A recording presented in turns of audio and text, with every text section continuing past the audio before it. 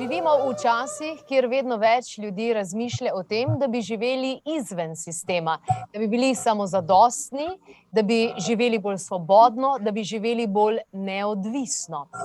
In leta 2014 je takšno življenje, takšen življenjski slog izbral moj današnji gost, ki se nam javlja iz tujine in bo 19. novembra prišel tudi v Slovenijo, kjer predstavlja in pripravlja celodnevni seminar, predstavljen in sestavljen iz 2 modulov o tem, kako narediti dober načrt in kaj vse vedeti o načinu življenja izven sistema.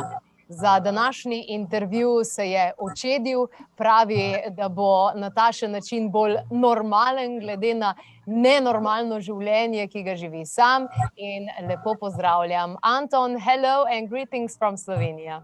Hello, good evening, good day. How are you doing? I'm doing just fine. I'm really looking forward of you coming to Slovenia, and I'm really excited that our viewers will get to know you as well. So, why did you decide to start living totally off-grid? What's the story behind? First off, let me tell you, I'm honored to have your guests receive my story, and let me give you the chance to tell you my journey.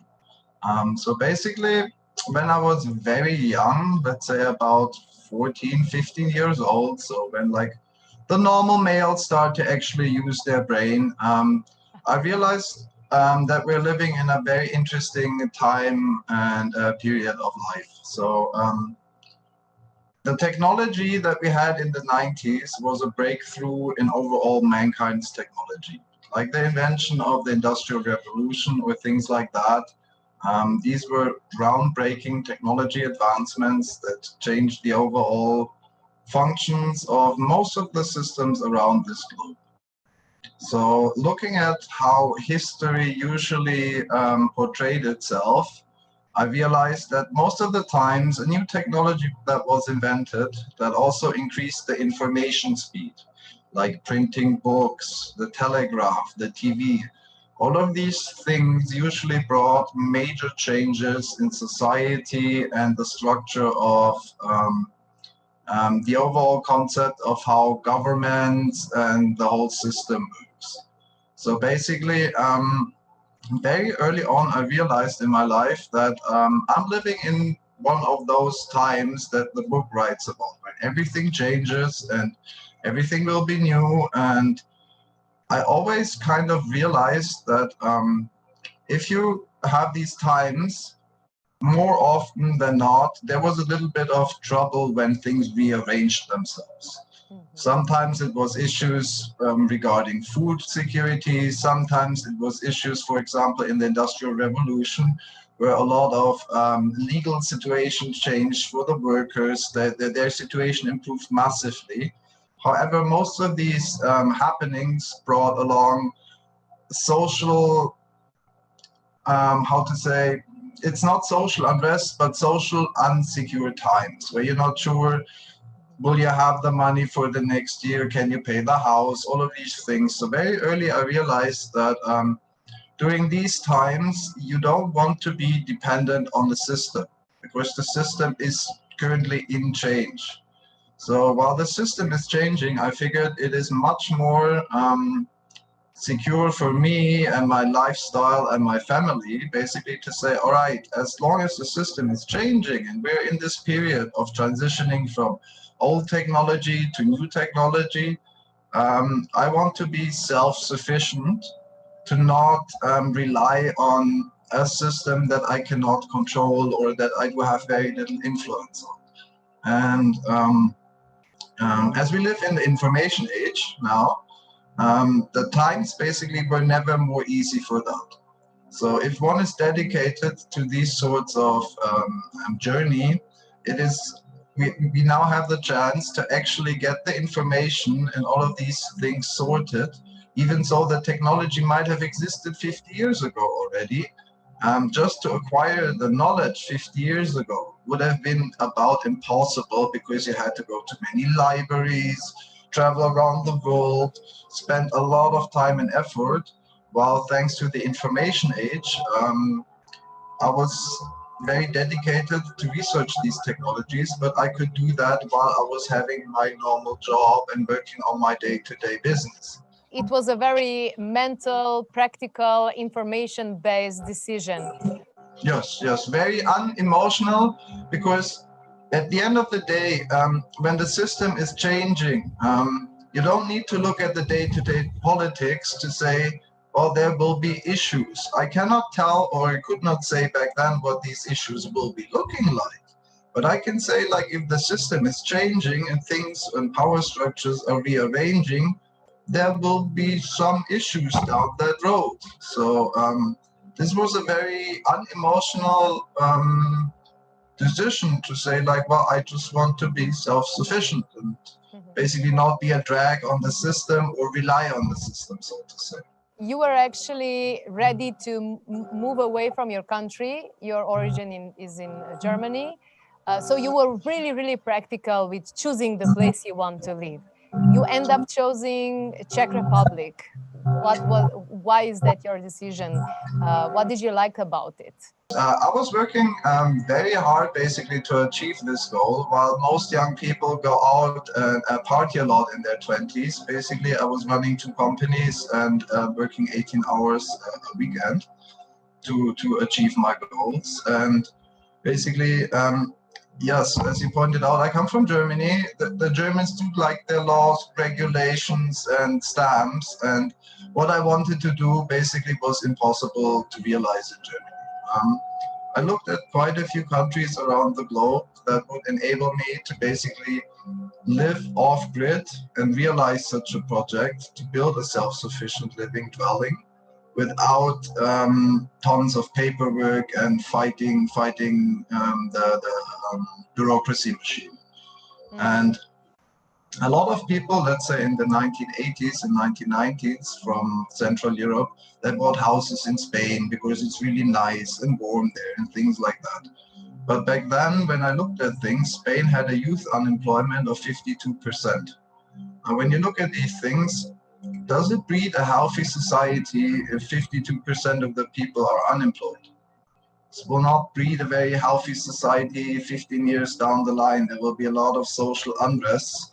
And as the social unrest was basically the things that I was looking to get away from, I had a very sober look at technical numbers, like which countries did well, which countries do have a solid culture of people who like work hard and basically have this mindset of improving their life.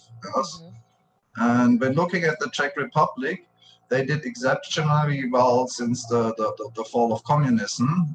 These people fought communism very hard, and I always respected, how to say, our direct neighbors for their stubbornness to give up their way of living. But did you consider Slovenia when you were researching? I did have a brief look because, but back then, that was, I don't know, maybe 15 years ago by now. There was still issues with back then with the Yugoslavian war and things. So I wasn't really sure to go on the Balkans. Also, I don't speak the language like greatly. I'm so excited for you to come to Slovenia and to show you around a little bit. I'm very much looking forward to visiting you there. And yeah, overall it is, I would say, in a way, kind of like the Czech people. They're very not so much into the city. They're very decentralized. They do their thing no matter of the outside conditions. Like the same during the Yugoslavian war. Slovenia did very well, while other countries descended into chaos. Slovenia did well. So if we get back to your journey, so you said you had 2 companies, you were working a lot, and then all of a sudden you just, I don't know, sold your company or fired everyone, closed the company, and started being unemployed or self-employed or just living off grid. How did that happen? As I said, I was always kind of having this goal in mind, or this end goal that around 30, I wanted to basically be out of the system. Wow. So I was working very hard in IT business. I'm doing customer programming, IT networks, and these things in the medicinal sector, connection of digital X-rays and stuff like that. Yes, that was a lot of work, but it's also very stressful work. If you're the guy that is in charge of the hospital network, there is no holidays, there is no weekends, there is no when the call comes, you have 50 minutes, you have to be there, things need to work. So it's also very stressful work. You can do that for quite a few years, but it's more easy to say, all right, I have this and this end goal. So basically, as I worked towards my goal, I kept my way and said like, all right, now I'm getting towards 30, that is it, I'm starting to look for the exit.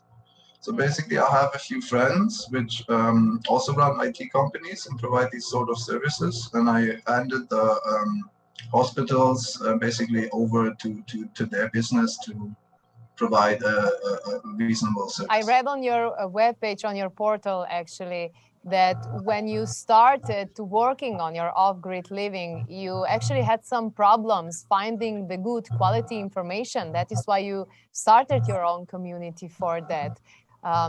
Did you struggle? Were there no information? Where did you search? Were there not so many people trying to live off-grid? What were your challenges? Well, in the first steps, I found there was the main challenge of, at least in Europe and America, there is kind of a bad view on people who want to live off-grid. Like there's this prepper mentality where a lot of people think, you're crazy. Like 10 years ago, when I told people that I'm closing my companies to go live in the forest and be self-sufficient, people thought I was crazy. So like, now that perception changed. So, but back then, basically, you would get a lot of information on how to set up solar because the system wants solar, but you would not get the information how to set up the solar without grid connection, how to set it up with batteries, how to do these things. There was a lot of, how to say, companies that want to sell you very overpriced camping equipment, and the quality of information there was not very good. It wasn't like, there wasn't like a place that was collecting these sorts of information. It was more of many different little YouTube channels and like these sorts of, like it was all over the place. So at one point, like a few friends of mine that also do live off-grid, we decided to start this community that you mentioned, where we collect information, provide brief technical overviews, basically presented in a way that the normal user doesn't drown in pages of information, but gets a basic idea how a technology works, where you can utilize it, and basically from there on have a good ground concept, a good base concept, and furthermore inform himself on each topic if he wants to go deeper. And what we also found is it is very important to not have everybody reinvent the wheel. There's a lot of people all around the world who do not choose to live off-grid, but it's their normal way of living. Like we have many people in our community who come from countries like Brazil, Argentina, and there it is normal that you have constant power outages. We have a good friend from Brazil, he lives in the middle of the jungle. There is no grid there, he needs to make his own power. So what I found was very important is to basically have this connection of people to have this communication going, what kind of technology works, what actually is real outside of this information bubble that the companies try to provide. And I would say that was one of our greatest successes, that like getting these kind of people together that you can exchange information, how you do things, how somebody else does things. Basically, for me, it was the problem back then. When I was in Germany, this kind of lifestyle is not wanted by the system. The system does not want you to live off-grid and self-sufficient in the forest. The system wants to sell you water, the system wants to sell you electricity, the system wants you to go every day to work to keep the hamster wheel rolling, so you keep spending your money. If the people suddenly start to make their own power, their own electricity and everything by themselves, suddenly these people are a lot more free and a lot less controllable. So I found that especially in Western Europe, it was exceptionally hard to find information that was not, how to say, tarnished in a way that would make these people look like crazy people or lunatics. So basically, it was always very hard to find information that was not tarnished by some sort of influence of either a company or a how to say, a big news agency or something that said, oh, look at these people, what they do. And when these news reference people who live off-grid, usually they pick the absolute crazy guys who do live in the forest alone and do crazy things. And they're like, look, this is the type of people who live off-grid, which of course is not reality. Like there's so many people who also have like small houses in a normal suburb who put up some solar, who collect their rainwater, who have a little bit of veggie garden, and suddenly you can say, well, I can survive without the grid. You know, it's not necessarily this hut in the forest or this Robinson Crusoe on an island. I found you very impressive because you have all this technological knowledge. You're very technologically advanced on computer and also building your own house and things like that. But at the same time, you have so much knowledge about what to grow on your garden. I see a lot of people, either they are very good at technical things, either they are very good in like being self-sufficient with food and things like that. You rarely see a person that actually has the whole package, which you probably need for living off-grid, would you say? I wouldn't say you absolutely need it, but how to say, when you're off-grid, you need to work within the limits of what you can do. If you have more skill in gardening, you can make a very nice 3-stage garden with like hydroponics and wow, crazy stuff. If you're not that guy, well, maybe you do tomatoes and potato. It doesn't matter how skilled or knowledgeable the people are. Like everybody can basically, from the technology we have nowadays, everybody can pick a way that suits him. In a way, yes, it does help if you have reasonable understanding of technology. That does make things more easy, but you don't need to be like a computer expert. Something very simple, for example, energy sources. It does help to understand computers, to understand solar. Mm-hmm. That's just amazing. As I said, we are really looking forward of meeting you here in Slovenia, where we are preparing the whole day educational stuff. So thank you so much, and I'm excited to hear you again and talk a little about energy systems, which are very, very hot topic at the moment in the whole Europe. So thank you very much. Thank you so much. I'm looking forward to come and visit and see you around.